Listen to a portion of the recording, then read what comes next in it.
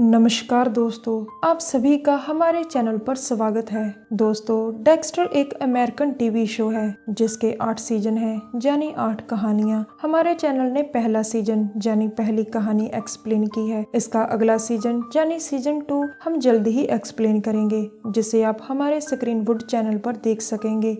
दोस्तों, please Facebook पर हमारा पेज जरूर लाइक और फॉलो करें, जिसका लिंक नीचे डिस्क्रिप्शन में दिया गया है। पिछले पार्ट में हमें हमारा ट्रक किलर दिखा था। अब कहानी आगे शुरू होती है। अब हमें बटिस्टा एक क्लब में दिखता है। वो अपनी दोस्त के साथ डांस कर रहा था कि तभी उसकी नजर एक लड़की के हाथों पर पड़ती है। वो उसका हाथ देखकर चौंक जाता है, क्योंकि उसके हाथ की नेल पॉलिश के रंग अलग अलग थे। बटिस्टा ने ये रंग पहले भी देखे थे, जब ट्रक किलर ने आइस ब्लॉक में कटी उंगलियां भेजी थी। बटिस्टा उस लड़की के पास जाकर उसे कहता है, पुलिस, मेरी बात का जवाब दो। लड़की डर कर कहती है, मैंने कोई अपराध नहीं किया। बटिस्टा, डरो मत, मैं तुम्हें कुछ नहीं कहूँगा। बटिस्टा आगे पूछता है, मुझे बस ये बताओ कि तुमने नेल पॉलिश अलग अलग रंग की क्यों लगाई है। वो लड़की कहती है, 1 साल पहले मुझे एक लड़का मिला था जिसने मेरे हाथ पर ये अलग अलग कलर की नेल पॉलिश लगाई थी। फिर मुझे ये अच्छा लगा और मैं आज तक इसी तरह से अलग अलग रंगों की नेल पॉलिश लगाती हूँ। इसके बाद बटिस्टा उससे उस लड़के का हुलिया पूछता है, लेकिन लड़की कुछ ज्यादा बता नहीं पाती। लड़की कहती है, मेरा नेल पॉलिश वाला हाथ नकली है और उस लड़के को इन चीजों के बारे में काफी जानकारी है। अगले दिन बटिस्टा रोडी के पास हॉस्पिटल में आता है। बटिस्टा रोडी से पूछता है, क्या तुम्हारा कोई दोस्त है जो थोड़ा सा अजीब हो और वो भी तुम्हारी तरह नकली हाथ पैर बनाता हो। रोडी कहता है, नहीं, और फिर बटिस्टा वहां से चला जाता है। रात को बटिस्टा पार्किंग में अपनी गाड़ी के पास था कि तभी कोई पीछे से उस पर हमला करता है, लेकिन बटिस्टा भी अपने सिर से जवाबी हमला कर देता है। नकाबपोश ने बटिस्टा के पेट में चाकू मारा था, जिस कारण बटिस्टा नीचे गिर जाता है और नकाबपोश लोगों के आ जाने के कारण वहां से भाग जाता है। वहां मौजूद लोग बटिस्टा को हॉस्पिटल पहुंचाते हैं। कुछ देर बाद डेक्स और बाकी टीम पार्किंग पर छानबीन करती है। पूरी पुलिस टीम और डेक्स को बटिस्टा की बहुत चिंता थी। अगले दिन डेक्स और डेब कहीं बैठे खाना खा रहे थे और तभी रोडी भी उनके पास आता है, लेकिन डेब काम की वजह से वहां से चली जाती है। डेक्स, तुम्हारे होठों पर चोट कैसे लगी। रोडी, सुबह काम करते वक्त जरा सी चूक हो गई थी। कुछ दिन बाद डेक्स बटिस्टा के पास हॉस्पिटल में आता है। डेक्स, तुम्हारी शर्ट के पीछे जो खून लगा था वो तुम्हारा नहीं था, मैं तुम्हारे सिर के पीछे देखना चाहता हूँ।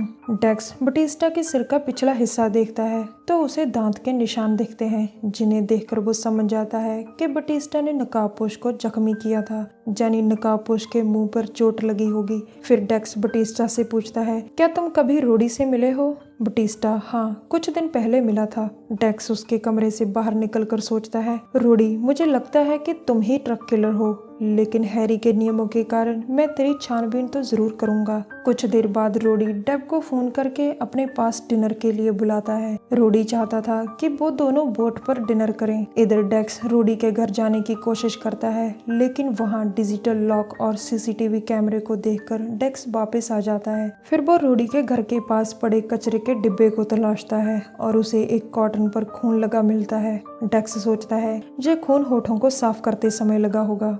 डेब रोडी के पास जाती है, जहां रोडी उसे पकड़कर बेहोश कर देता है। इधर पुलिस डिपार्टमेंट में डेक्स को पता चलता है कि रोडी के घर के बाहर मिली कॉटन पर लगा खून और बटिस्टा की शर्ट पर मिला खून दोनों एक ही इंसान के हैं। डेक्स को अब यकीन हो गया था कि रोडी ही ट्रक किलर है। अब वो डेब को ढूंढने लगता है, पर डेब उसे कहीं नहीं मिलती। डेक्स अपने घर पर जाकर कोई चीज ढूंढते ढूंढते सोचता है, ट्रक किलर रोडी की आदत है, वो हमेशा मेरे घर में कुछ न कुछ छोड़ता है, मुझे बस वही चीज ढूंढनी है। तभी डेक्स की नजर एक टेबल पर पड़े न्यूज़पेपर पर पड़ती है, जिस पर शिपिंग यार्ड कत्लेआम की न्यूज के साथ कुछ कार्गो कंटेनर भी दिख रहे थे। वो बहुत ध्यान से कंटेनर को देखता है और एक कंटेनर का नंबर नोट कर लेता है, सिर्फ एक स्पेशल कंटेनर का। तभी जेम्स और मारिया डेक्स के घर आते हैं। डेक्स बताता है कि बटिस्टा पर जानलेवा हमला रोडी ने ही किया था। जेम्स पूछता है, डेब का कुछ पता चला, लेकिन डेक्स चुप रहता है। दरअसल डेक्स को पता था कि कि रोडी को पुलिस नहीं सिर्फ वही ढूंढ सकता है, लेकिन मारिया डेक्स पर नजर रखने वाली थी।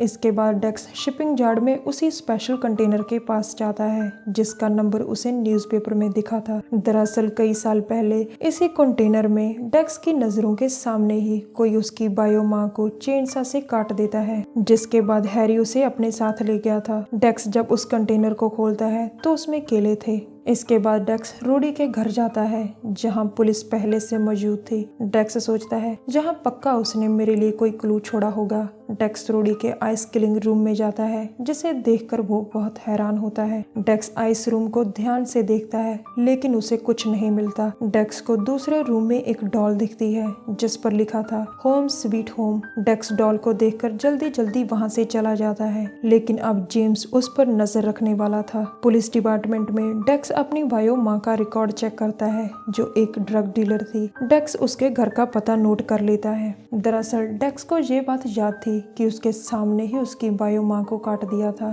पुलिस रिकॉर्ड से उसे पता चलता है कि उस दिन उसी कंटेनर में एक औरत को काटा गया था और उसका नाम क्या था। अब डेक्स अपनी बायो माँ के पते पर आता है। उसे पुराने दिन याद आते हैं कि उसकी माँ भी अलग अलग रंग की नेल पॉलिश लगाती थी और उसका एक बड़ा भाई भी था, बेनी। जी हाँ, बेनी, जो अब रोडी बन चुका था। रोडी सामने खड़ा था। डेक्स उसे देखकर कहता है, बेनी मेरे भाई। रोडी पास आकर कहता है, तुम्हारा असली भाई। रोडी, जब हमारे सामने हमारी माँ को मारा था याद है? डेक्स को सब याद आ जाता है कि तब कंटेनर में उसके साथ रोडी भी था। रोडी आगे बढ़कर कहता है, 2 दिन हम अपनी माँ के खून में बैठे रहे। इसके बाद डेक्स डेब को देखने अंदर जाता है। रोडी उसे रोकता है लेकिन डेक्स उसकी बात नहीं मानता। आखिर में रोडी डेक्स को इंजेक्ट करके उसे बेहोश कर देता है। रोडी उसे कुर्सी से बांध देता है। जब डेक्स को होश आता है तो रोडी कहता है, मैं तुम्हारे साथ बैठकर बातें करना चाहता हूँ। डेक्स, बोलो क्या कहना चाहते हो?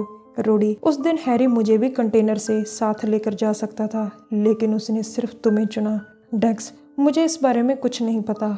रोडी, तुम्हें मॉर्गन फैमिली ने पाला लेकिन मेरे पास सिर्फ फैमिली की यादें थी। इसके बाद रोडी कहता है, सोचो जब मैंने तुम्हें ढूंढा और मुझे पता चला कि तुम बिल्कुल मेरे जैसे हो, मुझे कितनी खुशी हुई होगी। इसके बाद रोडी डेक्स को आज़ाद कर देता है। फिर रोडी कहता है, मैं यानी तुम्हारा सगा भाई तुम्हारे साथ हूँ। डेक्स उसके हाथ पर अपना हाथ रखता है जिससे रोडी को बहुत शांति मिलती है। रोडी, चलो काम पर लगें भाई। फिर रोडी उसे डेब के पास लेकर जाता है जो बेहोश पड़ी थी। रोडी, तुम्हारे किलिंग रूम की तरह ही रखा है। डेक्स, लेकिन ये मेरी बहन है। रोडी उसे काफी समझाता है लेकिन डेक्स हैरी के नियम नहीं तोड़ सकता था। वो किसी को बिना वजह नहीं मार सकता। रोडी, मुझे बताओ मैं कौन हूँ? डेक्स, एक कातिल जो बिना किसी कारण लोगों को मारता है। रोडी, डेब को मारकर हैरी से आजाद हो जाओ। डेक्स, नियम नहीं तोड़ सकता। रोडी कहता है, हैरी को मरे 10 साल हो गए, अपने आप को पहचानो मेरे भाई। लेकिन डेक्स उसकी बात नहीं मानता। रोडी गुस्से में आकर डेब को मारने की कोशिश करता है लेकिन डेक्स उसे रोक लेता है। फिर दोनों भाई आपस में लड़ने लगते हैं। इसी बीच डेब को होश आ जाता है।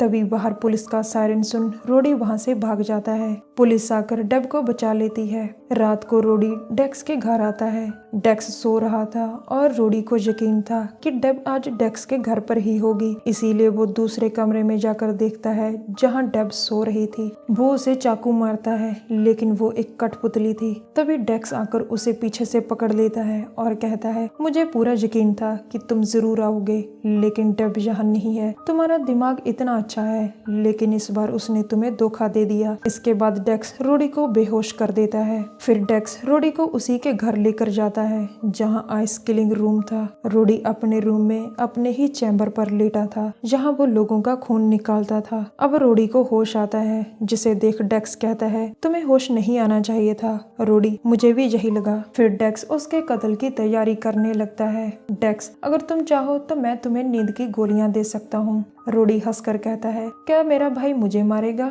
फिर वो कहता है, क्या तुम मेरा ब्लड सैंपल भी अपनी कलेक्शन में रखोगे? डेक्स, नहीं, तुम मेरी जीत नहीं हो। रूडी, तुम अपने सगे भाई को नहीं मार सकते। डेक्स, मुझे पता है ये आसान नहीं। फिर डेक्स अपने भाई रूडी के सिर पर अपना सिर रखकर रोता है। डेक्स, मैं तुम्हें बहुत प्यार करता हूँ। रूडी, मैं भी तुम्हें बहुत प्यार करता हूँ, पर तुम्हारी जिंदगी झूठी है, तुम अपने आप को ज्यादा छुपा नहीं। तभी डेक्स उसका गला काट देता है। डेक्स, माफ करना भाई, लेकिन तुम सही हो। इसके बाद डेक्स कोने में बैठकर बहुत रोता है और चिल्लाता है, क्योंकि उसके सामने उसके बड़े भाई की लाश पड़ी थी जो उसे बहुत प्यार करता था। डेक्स अंदर से टूट चुका था, क्योंकि लोगों को बचाने, डेब को बचाने और हैरी के नियमों को बचाने के लिए उसे अपना सगा भाई मारना पड़ा। फिर पुलिस रूडी के घर आती है और उन्हें लगता है कि रूडी ने अपना गला खुद ही काट लिया। रूडी कूपर, यानी डेक्स का बड़ा भाई, जो दिखने में बहुत स्मार्ट था। डेक्स और रूडी की माँ को कंटेनर में मार दिया गया था और हैरी डेक्स को साथ ले गया था, लेकिन रूडी को मेंटल हॉस्पिटल में भेज दिया गया था। जब रूडी 21 साल का हुआ तो उसे ठीक समझकर मेंटल हॉस्पिटल से रिहा कर दिया गया, जिसके बाद उसने कत्ल करने शुरू कर दिए थे। उसे अपनी माँ की नेल पॉलिश के अलग अलग रंग याद थे और वो डेक्स को भी याद करवाना चाहता था। वो डेक्स के घर कटी डॉल रखता है, जिसका मतलब था कि हमारी माँ को हमारे सामने ही काटा गया था। वो डेक्स को टोनी के कत्ल के लिए उत्तेजित करता है, यानी वो डेक्स को बताना चाहता था कि हम साथ में काम कर सकते हैं। जब डेक्स जॉर्जी के कत्ल में फंसने वाला था, तब वो उसकी मदद करता है, उसे क्लू दिखाकर। वो टोनी के बॉडी पार्ट्स उन्हीं जगहों पर रखता है जहां डेक्स बचपन में खेलता था। यानी वो डेक्स को बताना चाहता था कि मैं तुम्हें बचपन से ही जानता हूँ। लेकिन डेक्स जब अपने भाई से जुदा हुआ था तब वो बहुत छोटा था और उसे याद भी नहीं था कि उसका कोई भाई भी है। आखिर में रूडी डेक्स से डेब का कत्ल करवाना चाहता था, ताकि डेक्स हैरी के नियमों से आजाद हो जाए और उसके पास लौट आए। रूडी को लगता था कि डेक्स बिल्कुल मेरे जैसा है, लेकिन हैरी ने उसका दिमाग खराब कर रखा है। दोस्तों, दो बच्चे जो 2 दिन तक अपनी ही माँ के खून में एक कंटेनर में भीगे रहे, उनकी क्या हालत हुई होगी आप सोच सकते हैं। डेक्स तब बहुत छोटा था, लेकिन फिर भी उसे खून देखना अच्छा लगने लगा, जबकि रूडी थोड़ा बड़ा था, जिस कारण उसके दिल में लोगों के लिए नफरत पैदा हो गई। उसे खून देखना अच्छा नहीं लगता था, इसीलिए वो कत्ल करने के बाद लाश से खून निकाल देता था। इसके बाद डेक्स डेब के साथ एक क्राइम सीन पर जाता है और कल्पना करता है, सीरियल किलर की जिंदगी सुपर हीरो से भी मुश्किल होती है, काम भी करना पड़ता है और पुलिस से बचकर भी रहना पड़ता है। अगर लोगों को पता चला कि मैंने उनके लिए क्या क्या किया, तो क्या वो मुझे प्यार करेंगे, मेरा स्वागत करेंगे, मुझे देखने के लिए मेरा इंतजार करेंगे? नहीं, कभी नहीं, मुझे मार देंगे, वो भी नए नए चाकुओं से। मैं वापस आऊंगा, जबरदस्त वापस आऊंगा। भूल मत जाना। अलविदा।